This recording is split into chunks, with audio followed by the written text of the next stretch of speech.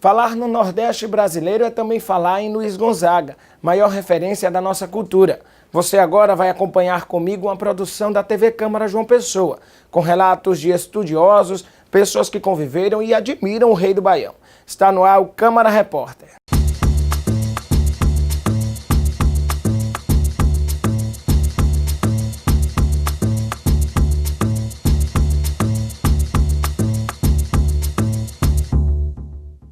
No Nordeste, aquela estrela cadente que aparece no meio da noite é chamada de zelação.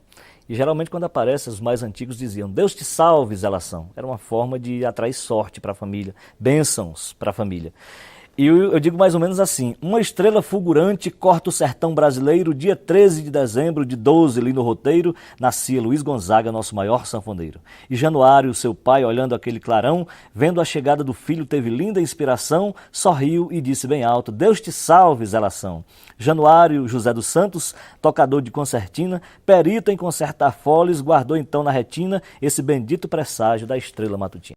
Exu, um pedaço do Nordeste, sertão, Brasil esquecido, terra sem lei, a vida valendo nada, disputa de terra, de boi, de gente, tudo se misturava. Em Exu, três famílias, Sampaio, Alencar e Saraiva, se digladiaram por muitos anos, um matando o outro, a tiros, a bala, por causa de terra, briga de terra, de poder político na região, gente querendo transformar gente em boi, povo em boi, a vida dura, a vida severina. Luiz Gonzaga nasceu aqui, na Fazenda Caiçara, tudo de propriedade da família Alencar. E ele era filho de Santana, que era filho dessa terra, desse pé de serra do Exu, e de seu Januário, que veio lá do Pajeú, e aqui casou-se com ela. O batizado de Luiz Gonzaga foi interessante. A família é muito humilde e eles nem tinham assim um sobrenome definido. E eles chegaram para batizar o menino e o padre perguntou. Também valia até como registro civil na época, né? Como é o nome da criança? Aí ele disse Luiz. Luiz de quê? Só Luiz. Não, vamos botar Luiz Gonzaga em homenagem ao santo francês, São Luís Gonzaga. Vocês concordam? Aí os pais de Gonzaga, sim, a gente concorda. O sertanejo sempre concorda com o que o padre diz, né? E aí o sobrenome do menino? Ele disse, não tem, vamos botar do nascimento. Ele nasceu mês de dezembro, né? E Luiz em homenagem a Santa Luzia, porque ele nasceu dia 13, que é o dia de Santa Luzia, né? Então ficou Luiz Gonzaga do nascimento, e ele era o único da família que tinha esse sobrenome. Os demais se chamavam o nome do pai, José Januário dos Santos, Francisca Januário dos Santos, que é a Chiquinha Gonzaga e o Zé Gonzaga, né? Eles adotaram Gonzaga depois, artisticamente, porque isso rendia mais dividendos em termos de carreira musical. A brincadeira dele mais mesmo era brincando assim, de pegar umas folhas de mamona e fazia uma sanfona. Ele gostava dessas coisas todas assim. Depois fazia cachimbo daquele talo da mamona, ele fazia um cachimbo e sentava a colar mais os outros, aquele horror de menino, tudo fumando no cachimbo. Fumando as folhas de mamona mesmo, ele enchia o cachimbo, ficava lá sentado, tudo fumando. E quando foi ficando maiorzinho, manejava a harmônica do pai e aprendeu a tocar e cantar. Eu acho que cantar ele puxou da parte da mãe, porque o pai não cantava. O pai tocava, mas não cantava. Também aquele gênio assim muito dado, muito capaz de se dividir com quem quer que fosse, ele também puxou da mãe, que o pai era mais cara dura, viu? Eu acho que Dona Santana não gostava quando o Januário ia para os sambas e chegava no outro dia de manhã com magros trocados no bolso, ia ter que dormir porque tinha passado a noite acordada e ela que tinha que cuidar da lavoura, né? Então ela não queria aquilo para os filhos. Na verdade, Santana queria que os filhos estudassem, e só que não era possível. As crianças das famílias mais humildes não tinham acesso à educação. Então ele foi aprendendo a tocar essa harmônica e ia para a casa de meu avô, acompanhar meu avô. Meu avô saía para advogar, para politicar, para receitar os doentes. Ele era metido a tudo isso, né?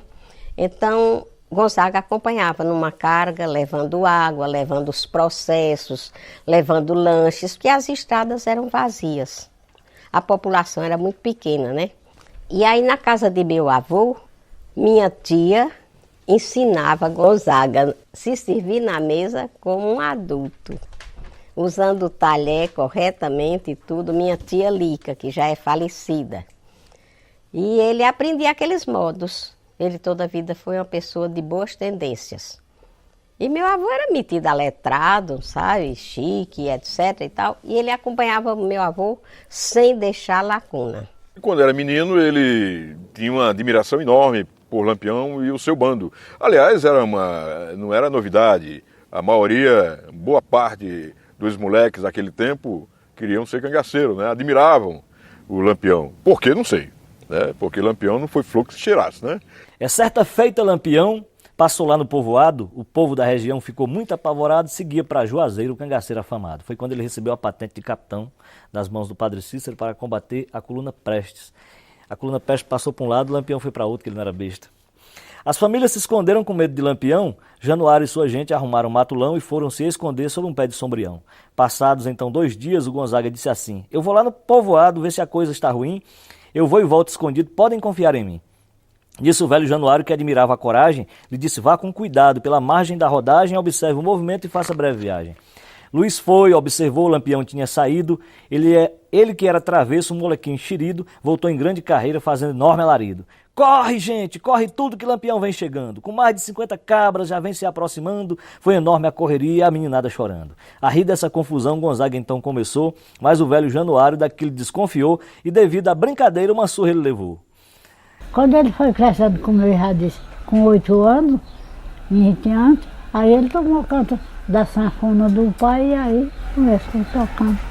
Na sua infância matuta, Gonzaga viveu feliz, brincando com seus irmãos, teve a vida que bem quis e aprontou travessuras conforme a história diz. Quando seu pai Januário deixava a sua oficina e seguia para o roçado, Gonzaga então se destina para lá a fim de aprender a tocar uma concertina e de nada adiantava Dona Santana ralhar. Quando ela se descuidava, ele tornava a voltar, agarrava uma sanfona e se danava a tocar.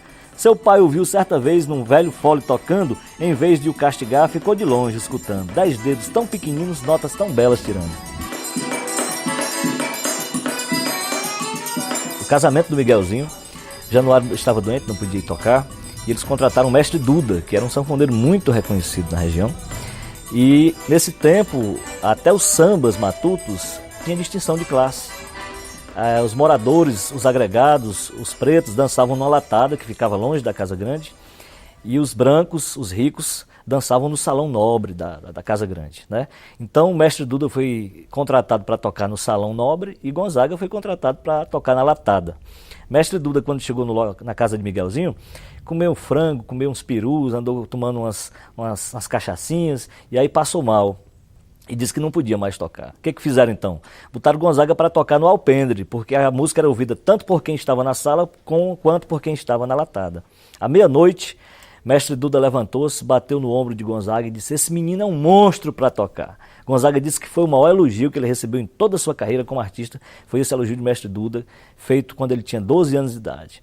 Quando ele ficou já um rapazinho, já estava talvez uns 14 ou 15 anos, aí meu avô disse: Gonzaga, vai embora, porque você já tem talento para desenvolver e ganhar sua vida melhor. E eu não posso lhe pagar nada que lhe ofereça outro futuro. Então ele foi para a cidade, lá já começou a namorar e frequentava uma escolinha. Aí já não saiu analfabeto de tudo, né? Mas ele já começou a ler, escrever na cidade e namorar com uma moça média, classe média. Depois disso, uma paixão foi seu norte e sua guia. Nazinha era moça branca e o pai dela não queria, devido ao preconceito que nesse tempo existia. Uma grande confusão depois disso resultou. Gonzaga foi para a feira e ao homem desacatou. Santana, mãe sertaneja, duramente o castigou. Ele então fugiu de casa no exército, se apresentou na capital Fortaleza. O Gonzaga se alistou e na vida militar quase 10 anos passou. Aí perguntou: Luiz Gonzaga, Inhô, olha, aqui ninguém diz Inhô, aqui diz pronto. Se você vai ser soldado, tem que aprender que não se diz Inhô, se diz pronto. Luiz Gonzaga, pronto. O senhor disse que era para dizer pronto. Eu não disse, você vai dizer pronto. Ele, pronto, seu sargento. Aí, seu nome, Luiz Gonzaga do Nascimento. Natural de onde? Exu, Pernambuco. Idade? 17, vou fazer 18. então não pode entrar no exército. Vem cá, você não tem idade para entrar no exército, você está muito novo, a não ser que tenha autorização dos pais. Você volta lá para a sua terra e traz a autorização dos pais e você entra. Ele, isso eu não posso. As condições que eu saí do Exu não dá, seu sargento. Dê um jeito aí para mim. Eu tenho que sentar praça. Eu não tenho mesmo o que fazer aqui, não tenho emprego. E eu voltar para o Exu também não dá. A sargento ficou com pena dele e disse, bom, vamos fazer o seguinte. Quando eu perguntar a sua idade, você disse que tem 21 anos. Aí voltou a formular as perguntas. Ele fez amizade com um major, e o major, querendo fazer uma homenagem à esposa dele, fez uma seresta, uma sanfona do Luiz Gonzaga, né? Luiz Gonzaga foi à noite para tocar para a esposa desse major. E o major ficou muito encantado com aquela sanfona e com o jeito dele tocar, e queria depois ajudar o Luiz. E essa ajuda ele levou o Luiz até a banda para fazer um pequeno teste para que ele ficasse permanente lá na banda. O tenente da banda, ao mandar ele tocar uma partitura, ele não tocou, porque ele não sabia ler música. Ele pediu que o mestre da banda dissesse o que era que ele tocaria, né? Mas o mestre da banda não aceitaria gente dessa maneira, que não soubesse ler. E disse que ele não tocava nada. Ele tocava muito para as negas dele e não para a banda. Ele ficou muito chateado, e o major também, que levou ele até a banda, e tentou ajudar ele de outra maneira. E foi quando ele apresentou o Luiz ao seu Cardoso, que era um corneteiro aqui do batalhão. Aí o seu Cardoso começou a ensinar as notas musicais da corneta para ele, né, para o Luiz. E quando surgiu uma vaga para São João del Rei, aí ele foi voluntário para ir para esse quartel, e lá foi que ele exerceu a função dele de corneteiro.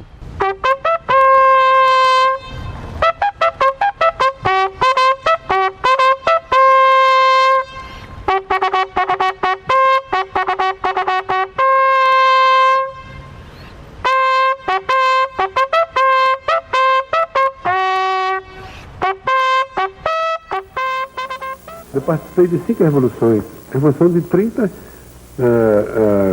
em várias fases, e a de 32, e depois de 33 eu fiz a chamada Guerra do Chaco, e já aí um bocado de participações. Veio a de 34, a integralista e a intentona comunista. Então foi revoluções como o diabo, viu? E você deu muito tiro? Não, eu nunca dei um tiro. Nenhum? Não, naquele tempo e até hoje, o Brasil foi um lugar bonzinho danado para a revolução.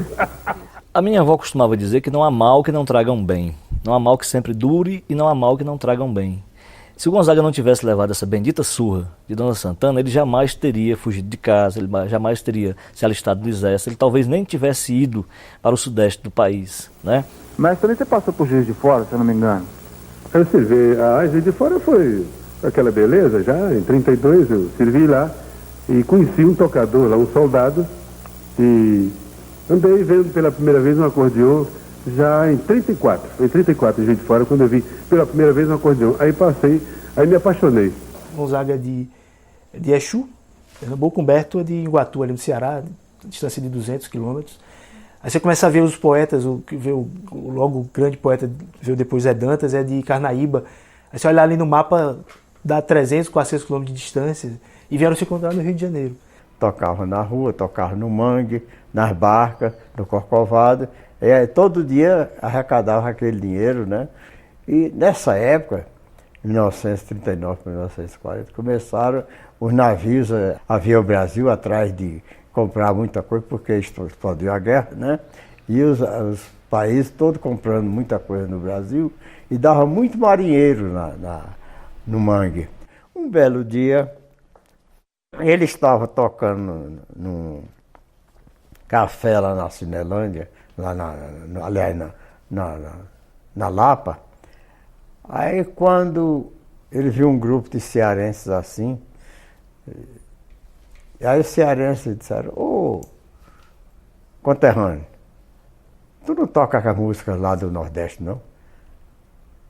Ele só toca essas músicas de gringo aí, toca música de gringo, é tango, é valsa. Por que tu não toca aquelas músicas do Nordeste? Isso é mesmo, rapaz, eu eu até que tocava no Música Nordeste. Mas vamos fazer o seguinte, toca aí. Não, eu vou fazer o seguinte, no próximo domingo eu estarei aqui com vocês e vou ensaiar uma música daquela do Nordeste. Dito e feito. Na outra semana ele estava lá, aí vamos embora, toca aí a música. Ele pegou e tocou Vira e Mexe, né? E Pé de Serra. Quando ele terminou de tocar o Vira e Mexe, os cearenses começaram a maior gritaria do mundo. Pai d'égua, pai d'égua. Foi a maior gritaria do mundo, os cearenses, com o toque dele, né? Nessa época, ele frequentava os programas, tentava o programa de calouros. Havia 2 programas que eram famosos, um de Silvino Neto e outro de Ari Barroso, que dava nota, né? Nota 1, 2, 3, 4, 5. Quando a pessoa tirava nota 5, ganhava o prêmio, né? Ou então, e havia gongo. Quando tocava, cantava mal, levava gongo. E o Ari Barroso era muito irônico, sabe? Luiz Gonzaga já tinha ido lá algumas vezes, aí tocava tango, tocava valsa. Aí quando ele chamou, aí ele disse, eu vou tocar eu vou tocar o Vira e Mexe da Ari Barroso. Aí chamou lá, se inscreveu, aí na hora o Ari Barroso chamou. Luiz Gonzaga! Aí, pronto. Qual é o tango que vai tocar hoje? Não, não vou tocar tango não, seu Ari. Qual é a valsa? Também não vou tocar valsa. Então o que é que tu vai tocar? Essa é uma música lá do Nordeste, do Norte. Isso. Que música é essa? Como é o nome da música? Vira e Mexe. Aí o Ari era muito irônico, muito gostador, aí disse, veja, esse é nome de música. Então vira e mexe esse danado dessa música. Aí Luiz Gonzaga começou a tocar. Aí o auditório ficou em silêncio, começou a fazer aquele silêncio. Notou todo mundo em silêncio. Olhou lá para o fundo, estava um artista no piano, fazendo assim para o Ari Barroso. Era um mirante, né? Era um mirante. Aí quando terminou de tocar, aí o auditório veio abaixo.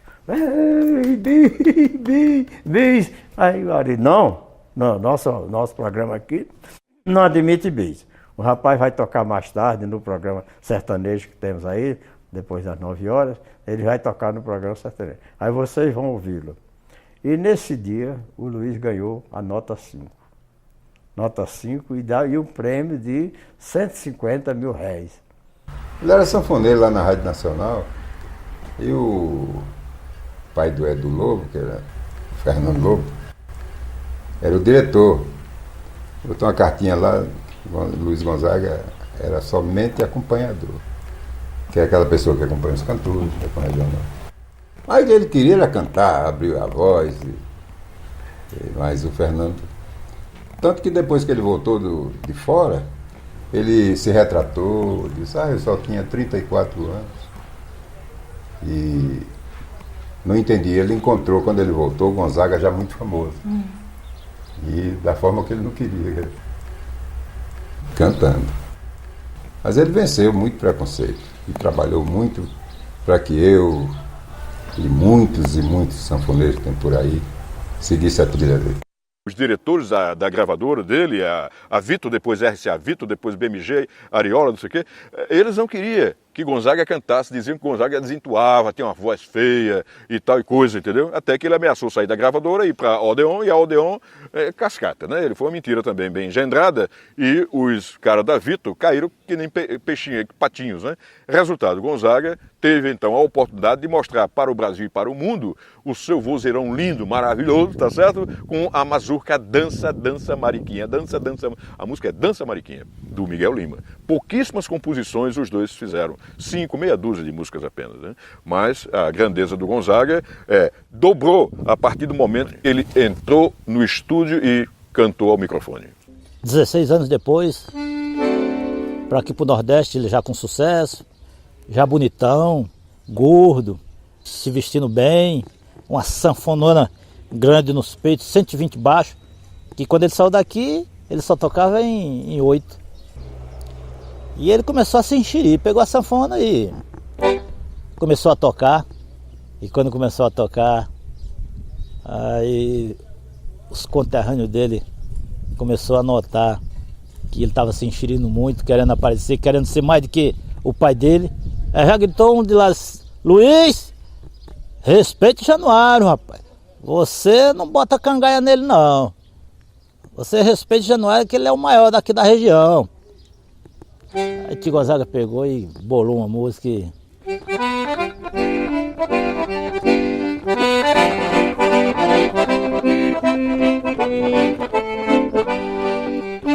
Quando eu voltei lá por sertão, aqui em Mangá de Januário, com meu fone fatiado, só de baixo 120, botão preto bem juntinho, como negro mareado.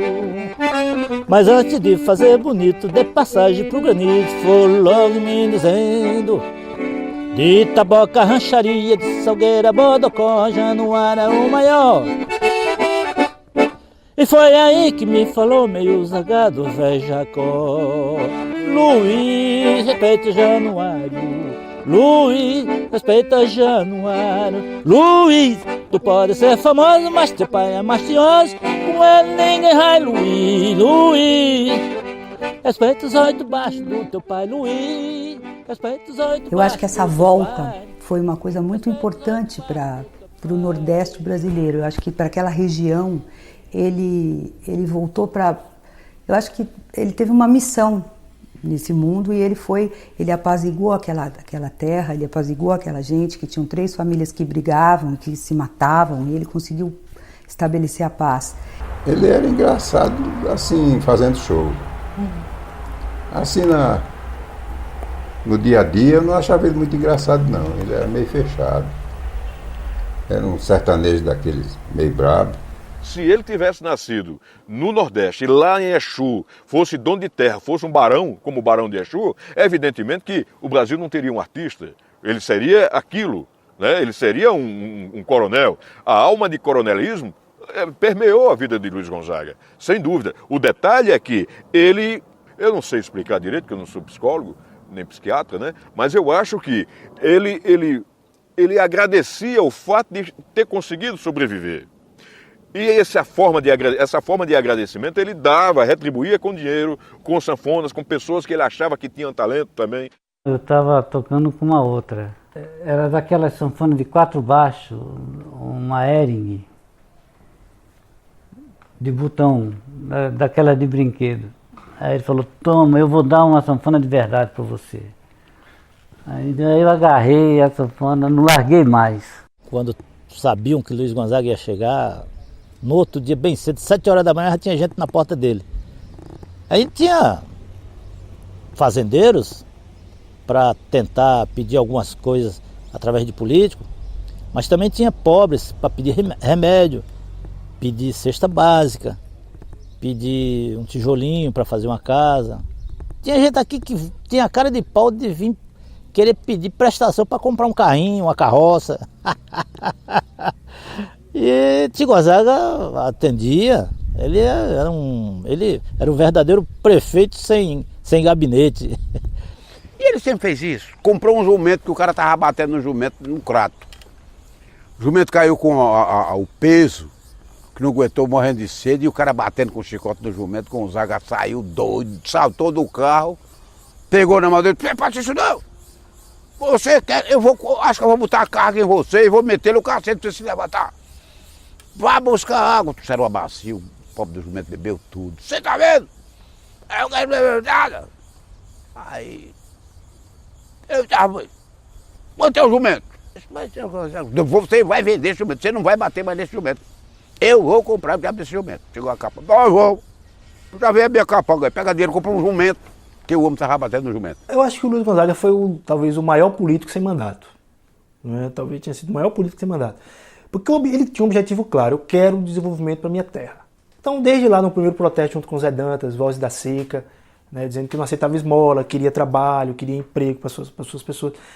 Aí falou: Luiz Gonzaga apoiou a ditadura. Ele foi militar, ele exerceu durante 10 anos a sua carreira como militar. Mas as pessoas esquecem, às vezes, Gonzaga em 68, ele gravou Para Não Dizer Que Não Falei das Flores, de Geraldo Vandré. As pessoas não sabem que no atentado lá do Rio Centro, da bomba, foi Luiz Gonzaga que anunciou que a bomba tinha explodido. Ele estava lá no movimento pelas diretas já. Então o Gonzaga, ele queria estar do lado do poder, que ele enxergava, a forma de sertanejo de enxergar isso, que estando do lado do poder, ele levaria desenvolvimento para sua terra. Eu lembro de um show em Goiânia, eu acho que foi em Goiânia, que na hora do almoço a gente fez um show para a Arena e à tardezinha a gente fez um show para o PMDB. Não tinha problema. Telefone, agência do Banco do Brasil, asfalto, eletricidade, tudo isso o Gonzaga levou para lá. Ele não pedia empréstimo ao governo para as terras que ele tinha, que ele também tinha terra, era fazendeiro, criador de boi, tá certo? Ele nunca pediu empréstimo nenhum ao BNDES, ou quem quer que seja, a quaisquer organismos políticos, o Luiz Gonzaga pediu nada. O que ele pedia aos políticos da sua terra, agindo aqui no Congresso, era exatamente benfeitorias para a sua terra. Gonzaga morreu na miséria, só não porque ele tinha um poder, tinha uma propriedadezinha, umas coisas, e alguém deu um jeito, dava um jeito para manutenção dele, mas dinheiro mesmo, ele não tinha dinheiro não. Muita gente chega às vezes e pergunta, se o Luiz morreu rico, mas depende o que você encara como riqueza. Eu acho que ele morreu milionário, entendeu? Porque ele ajudou tanta gente. Canta, Luiz, canta, Luiz, tua sanfone, teu cantar me faz feliz. Canta, Luiz, toca pra nós, quero dormir e acordar com tua voz. Aí fez um discurso arretado. Saudade, né, Domingo? Muita, pra mim é mesmo que ele tá vivo. É uma coisa. Aí inventou, disse que foi mais difícil o triângulo. Tinha aqueles sujeitos que vendem cavaco, que a gente chama cavaco lá em Pernambuco. É um doce que eles vendem assim, e some na boca. Né? É ótimo. E esse camarada sempre passava, em qualquer lugar do Nordeste, ele Gonzaga estava de olho naquilo. Quis comprar o triângulo, ninguém vendeu. Aí, até que ele ajeitou.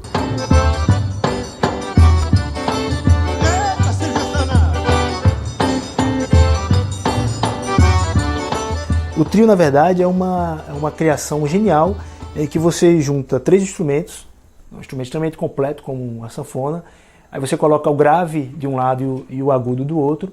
Ele foi tentando, né? Ele, primeiro, antes de colocar ali o triângulo, ele tentou com reco-reco, tentou com pandeiro, tentou tentou a formação de regional, até que um dia, aqui no Recife, ele viu um menino tocando um triângulo, e aí eu falei, encontrei o marido da zabumba. Eu me lembro da minha avó dizendo, por exemplo, no forró, houve um forró bodó danado, foi um forró bodó danado na casa de fulano de tal. O que era isso? Era quer dizer que tinha um barulho, uma briga, uma bagunça, houve uma bagunça numa casa de fulano de tal, onde se tocava tudo.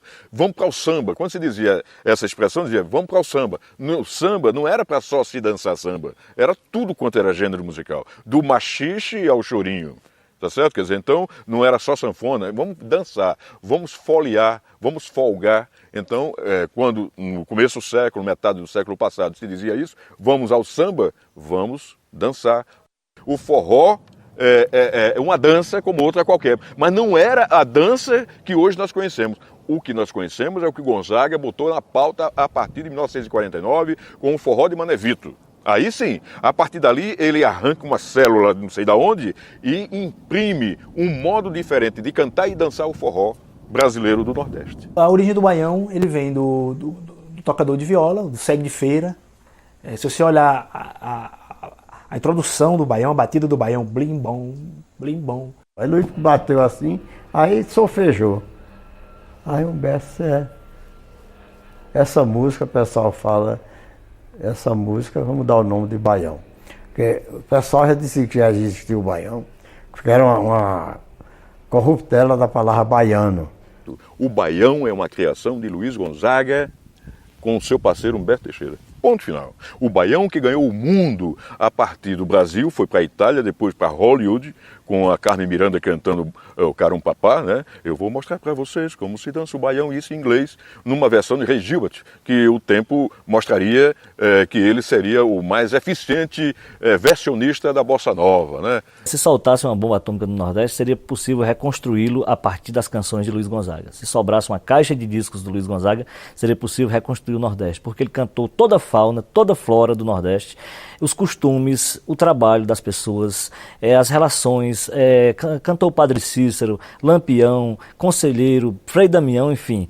O Gonzaga foi completo no aspecto da cultura nordestina, ele talvez seja o artista que mais projetou as coisas do Nordeste para o mundo. Você, ao ver Luiz Gonzaga, você vê a figura do nordestino. Não é que o povo ande como ele andava, não, mas aquela indumentária só existe no Nordeste brasileiro. Ele viu os cantores mexicanos que se apresentavam no Brasil, tudo de sombreiro.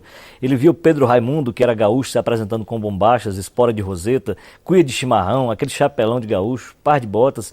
E ele queria muito adquirir uma indumentária que identificasse o povo nordestino. Ele pensou inicialmente na vestimenta do vaqueiro, mas a vestimenta do vaqueiro era muito dura, muito pesada, não combinava com a sua vida de artista. Então ele fez uma mistura. Ele passou a usar o gibão do vaqueiro, não um gibão de couro, mas um gibão de vaqueta, que é um produto mais leve, mais bonito, cheio de arabescos, né, aqueles ornamentos da cultura árabe presente muito no Nordeste, e também o chapéu de couro do Lampião, que era isso que ele mais queria, chapéu com medalhas, com estrelas, estrela de ouro, tudo isso o Baião me deu, diz ele numa das suas canções, né?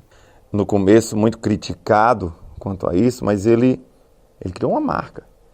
Se você colocar em cima dessa cadeira, lá num shopping, seja onde for, em qualquer canto do Brasil, você colocar uma sanfona branca, um gibão e um chapéu de couro, não precisa mais dizer nada, só vamos dizer Luiz Gonzaga. O filme Hoje o Galo Sou Eu, dos anos 50, e que ele aparece dançando e chachando, e aí aquele chachá, né, o chachado, né, que foi uma coisa que ele também modernizou, remete também aos cangaceiros, né, que o chachado foi uma dança criada pelos Cabras de Lampião, que ele canta isso na própria música, Olha a Pisada de Zé Dantas. E se você observar lá no filme, quando ele está dançando, ele está lá fazendo um chachá.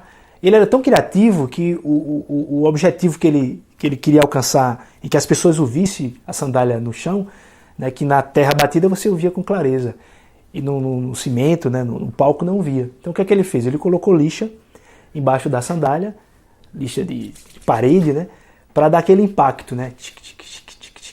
O Gonzaga foi, acho que, a primeira autoestima do nordestino, até porque ele vinha com um tripé muito forte, que era o Berto Teixeira, o Zé Dantas, o Berto Teixeira cearense, o Zé Dantas pernambucano, e outros que foram chegando, trabalhando essa linguagem.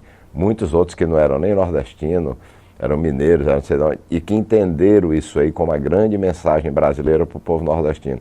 E o povo nordestino pôde aliviar na alegria, porque ele era um cara super alegre, muito ritmo, muita... E sem perder o foco da cultura local. Então ele foi a primeira pessoa com esses parceiros que trouxe à tona revelando uma cultura nordestina até então desprezado, até então sem um enfoque cultural de importância. Ele abriu esse caminho aí, não tem a menor dúvida. Aí eu já estava tocando ali pelo Mangue, no Rio de Janeiro, e chegou Miguel Lima se propondo em botar letras em músicas minhas, porque já havia musicado também para Antenor de Silva. E eu estava por ali doido que me aparecesse um letrista. E aí começamos. E fomos por ali, fizemos 17,700, fizemos Dança Mariquinha, por sinal foi a primeira música que eu gravei. Eu lhe dei 20 mil reais para pagar 3 reais, você tem que me voltar, 17,700, você tem que me voltar, 17,700. E ele foi procurar o Lauro Maia. Quando procurou o Lauro Maia, expôs o seu plano. Olha, Lauro, eu tenho umas músicas na cabeça lá do Nordeste, inclusive uma sobre a Cauã, ou sobre a Asa Branca, e outra, o Vira e Mexe, e o Pé de Serra, que eu queria, eu precisando de um letrista.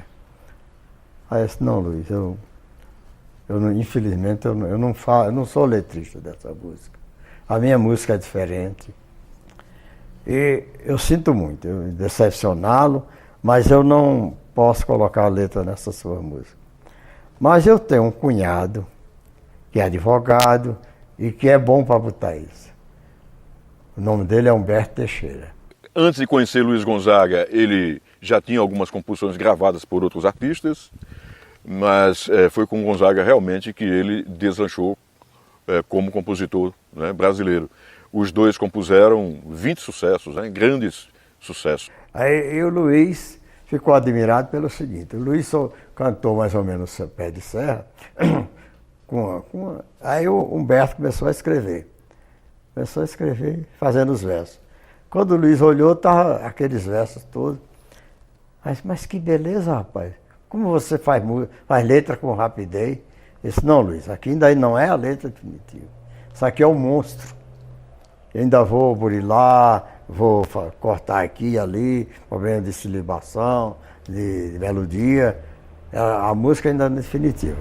Daqui uns dias, 2, 3 dias, eu lhe mostro a música definitiva.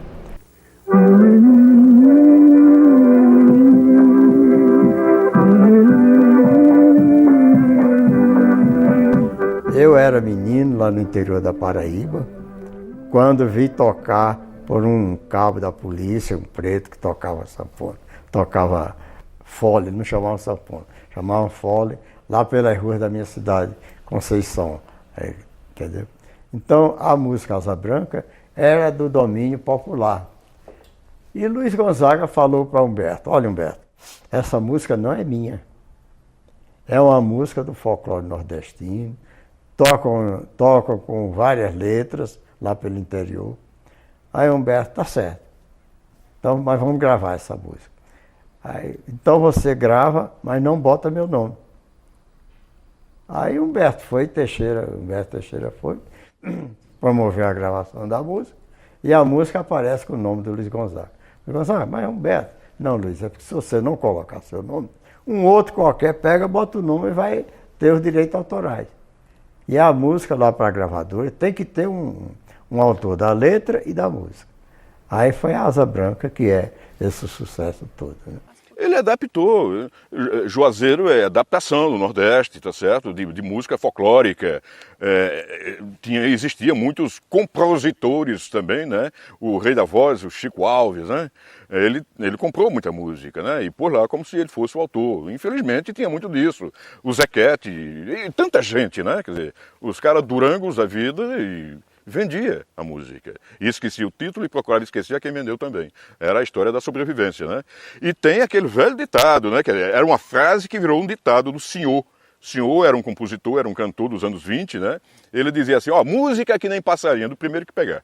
Tinha isso também. Mas naquele tempo, era um tempo que não tinha o profissionalismo que hoje se vê em todas as áreas do mundo inteiro, né? Luiz Gonzaga, num determinado momento da sua vida, tentou comprar a Trispartida, que é uma belíssima toada de um compositor, de um poeta fantástico, o maior de todos da cultura popular, o Patativa do Assaré, o Antônio Gonçalves da Silva de Batismo. Essa é uma toada que ele primeiro publicou num folheto de cordel, no final dos anos 40, comecinho dos 50, e logo depois, ele próprio, o Patativa do Assaré, fez publicar um livro, o primeiro dele, né, no Rio de Janeiro. Nesse livro, primeiro de Patativa do Assaré, se acha a letra de A Triste Partida. A Triste Partida, o Luiz Gonzaga já tinha ouvido o cantador cantar. Só que o Luiz Gonzaga disse, olha, quanto custa, quanto você quer, poeta, pela música? Eu não faço comércio da minha lira, foi a resposta do Patativa do Assaré. Mas você pode gravá-la, desde que ponha meu nome. E assim foi feito. Essa informação estou passando para vocês, porque foi o Patativa do Assaré quem me contou. Gonzaga, ele se completava com seus parceiros, né? Ele sabia que aquela melodia casava mais com Zé Dantas, aquela coisa mais brejeira, aquela coisa cheiro de bode mesmo, como ele dizia, de sertão, né? Ele sentia isso, Zé Dantas. E já Humberto, ele tinha aquelas coisas um pouco mais, tentando mais para a sofisticação da música, mas também tinha muita coisa também de sertão, até porque Humberto era sertanejo de Iguatu. Luiz Gonzaga estava fazendo uma programação em Recife, quando apareceu o Zé Dantas, de um rapaz se dizendo acadêmico de medicina, e que tinha algumas músicas, algumas composições que ele achava que podia ser gravada pelo Luiz Gonzaga. Luiz Gonzaga, solfeja, cantei uma dessas músicas. Aí ele cantou, já faz 3 noites que pro norte relampeia, e as... Rapaz, que beleza! Vou gravar suas músicas.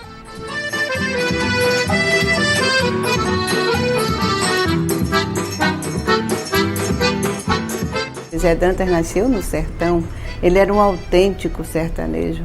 Viveu, as férias ele ia para a fazenda do pai, em Brejinho. Lá ele conversava com os vaqueiros, com o pessoal da terra. Gravava aquilo tudo, levava para o rio, escutava, sentia saudade do sertão. Com respeito a Januário, a primeira interpretação no rádio foi feita por Zé Dantas, né? Contando a história, Luiz chegando em casa e tal, que o Zé Dantas era um fantástico contador de causos, e foi o Zé Dantas que passou até a influenciar o jeito. Ele tocava e falava meio que cantando na mesma métrica. Na Apologia do Jumento a gente vê isso nitidamente, quando ele faz naquela métrica certinho, quando... O jumento carregou pau, pedra, cal, cimento, tijolo. Então era pau, pedra, tiquiteque. Era um swing arretado. O seu Luiz Gonzaga era impressionante. A feira de Caruaru faz gosto a gente ver de tudo que há no mundo. Nela tem pra vender. Na feira de Caruaru tem massa de mandioca, castanha assada, tem ovo cru. Banana, laranja, manga, batata doce, queijo e caju. Gonzaga, em 1956, final de 56, vem a Caruaru fazer um programa na rádio que eu trabalhava, a Rádio Difusora. Meu irmão vai na discoteca, põe meu disco. Ele estava aguardando a hora de entrar no palco, aí ouviu aquele som na feira de Caruaru. Aí ele botou a mão no ouvido assim e saiu, entrou na discoteca e estava tocando. Ele ficou de frente da radiola assim, ouvindo. Quando terminou, ele tirou o disco e perguntou para o discotecário: de quem é isto? Aí o rapaz disse: é de um rapaz que trabalha aqui, é meu irmão, foi meu irmão. O Nildo, a gente pode falar com ele? Pode. Aí me levaram até a técnica. Aí entra Luiz Gonzaga. Isso é seu, caboclo? Eu digo: é. Como é que você tem um negócio desse e não me mostra? Eu disse: está nas suas mãos. Aí ele disse: eu posso regravar? Eu digo: pode. Luiz Gonzaga havia reinado absoluto no final da década de 40 e tinha feito também muito sucesso na década de 50. O início da década de 60 foi muito difícil. Com o advento da Bossa Nova e da Jovem Guarda, Luiz Gonzaga não entrava mais na programação das emissoras de rádio e nem aparecia mais na TV. Ele foi totalmente banido dos meios de comunicação no Sudeste. Apenas o Nordeste se mantinha fiel, aquele eixo ali, Paraíba, Pernambuco e Ceará, que nunca esqueceram o Rei do Baião. E Zé Marculino apareceu nesse momento na vida de Luiz Gonzaga. Zé Dantas havia falecido recentemente, Humberto Teixeira havia se tornado deputado federal e havia esfriado a parceria entre os dois, e ele estava à procura de um parceiro para dar continuidade à sua trajetória musical. Todo tempo, quanto houver pra mim é pouco, para dançar com meu vizinho numa sala de reboco. Sala de reboco é uma casa típica de antigamente, é uma casa que aqui tinha muito. E Zé Marculino, um grande compositor, Zé Marculino, fez uma música que Gonzaga gravou. Mas tem muita gente que não sabe o que é uma sala de reboco, tanto que nós fizemos essa aqui, essa casinha, aqui dentro do Parque Asa Branca, justamente para mostrar a essas pessoas que não sabem o que é uma sala de reboco. João Silva começou a gravar, a ter músicas dele gravadas por Luiz Gonzaga, sozinho ou em parceria, já no final dos anos 60. Um parceiro também fiel, né? Manteve-se fiel com Gonzaga durante muito tempo, cantaram juntos.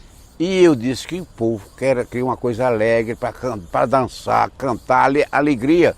Que o povo vai pro forró, vai ouvir três partidas no forró. Setembro passou, para dançar com quem? Com a avó dele, a bisavó? Muito bem. E aí, como é que a gente faz? Eu digo que eu vou fazer a música para dar o disco de ouro a ele. Aí fiz.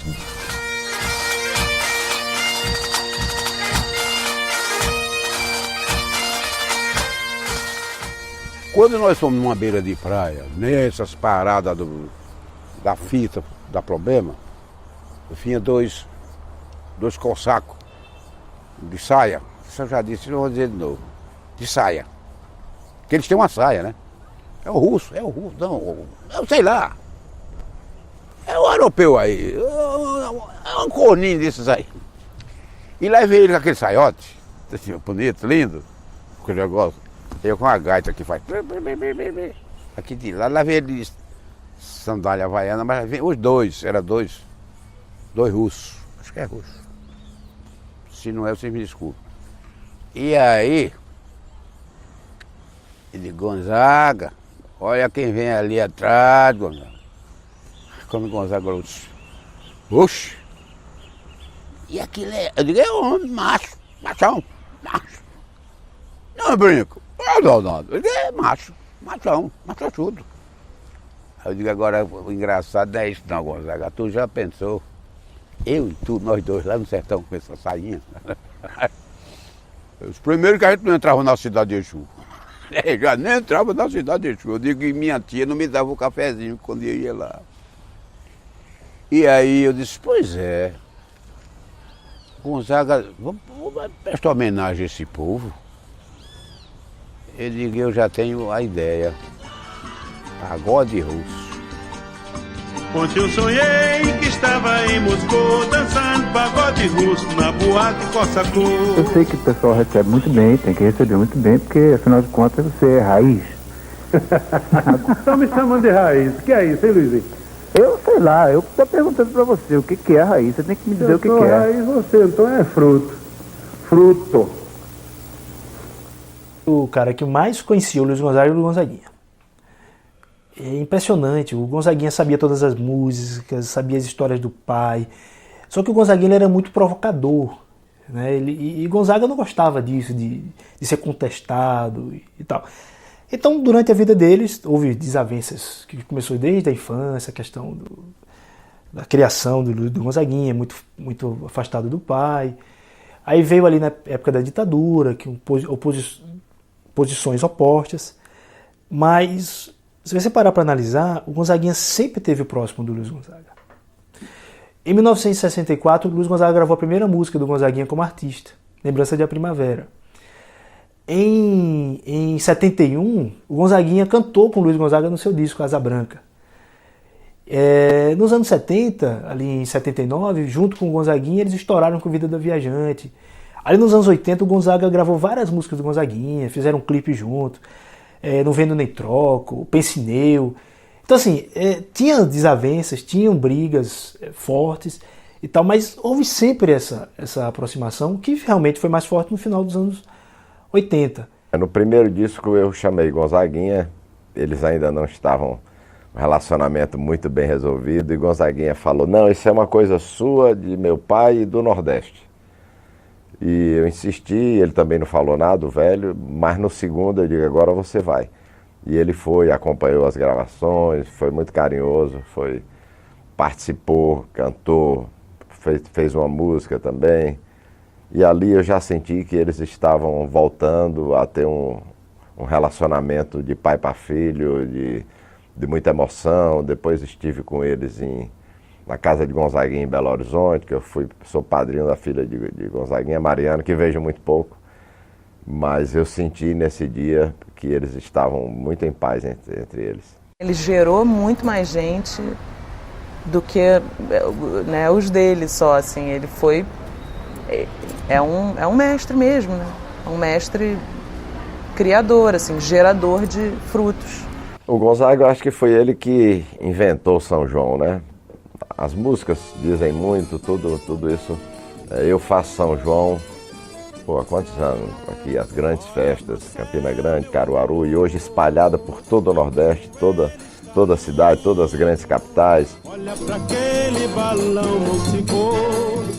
Lá na Europa eles tocam o italiano, ele puxa mais por...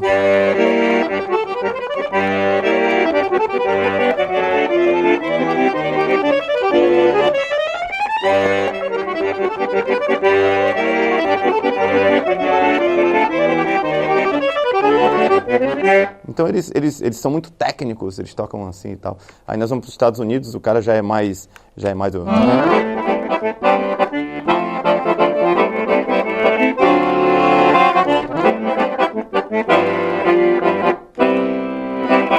eles são mais mão cheia, assim. Então cada um tem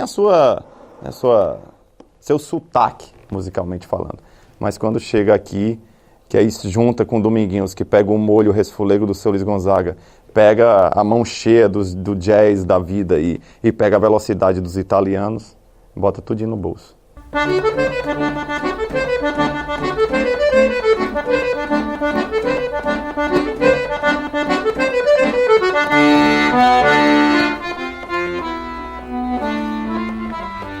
O swingado do forró vem tipo imitando os oito baixos. O oito baixo do Nordeste não abre muito, tem uma certa espaçozinho.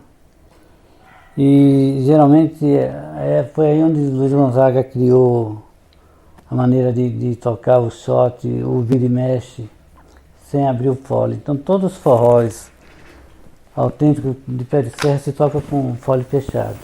É porque lá do norte nós somos fraquinhos. O negócio de puxar muita sanfona cansa. Eu, muito vivo, achei que tocando com ela meio fechada era mais econômico. É muito nítido você conseguir identificar a puxada do seu Luiz Gonzaga. Certo? Ele fazia umas coisinhas que enganavam um pouquinho o sanfoneiro. Você pensa que é só balançar o fole, mas não é. Quando ele fazia, por exemplo...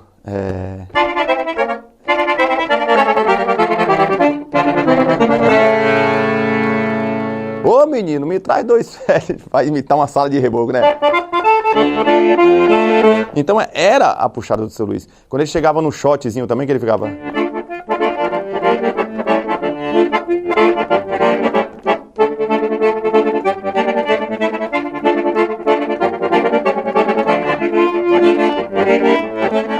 Isso aí não vai ser esquecido nunca, porque foi criado e ficou. Isso é um molho purinho. Você some isso com um zabumbinha bem tocado e um triângulo, paz, não sobra quase espaço para mais nada. Então fica assim uma trilogia, fica o que eu chamo de, com todo respeito à nossa religião, a Santíssima Trindade do forró. A minha família tem um jeito particular, uma característica própria. Então, Tio Gonzaga criou, Zé Gonzaga aprimorou também, Severino Januário, Chiquinha Gonzaga. E eu aprendi muito no meio. Puxada de fora.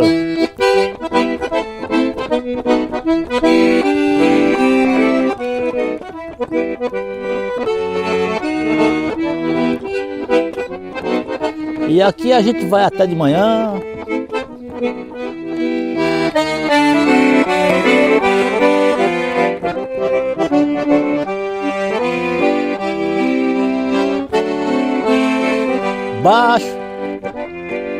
O baixo aparece, essa é coisa de Tio Gonzaga.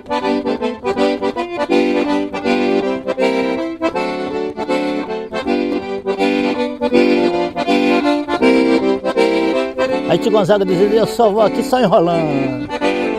E essa uma emoção que as pessoas têm com ele, é um carinho.